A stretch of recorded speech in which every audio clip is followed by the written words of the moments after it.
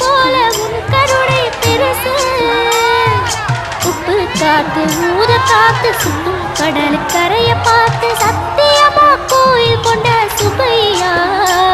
எங்க குப்பத்துக்கு குல விளக்கு நீ ஐயா.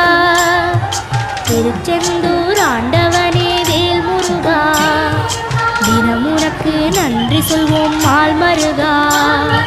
திருவடியில் தவம் இருப்போம் திருமுருகா.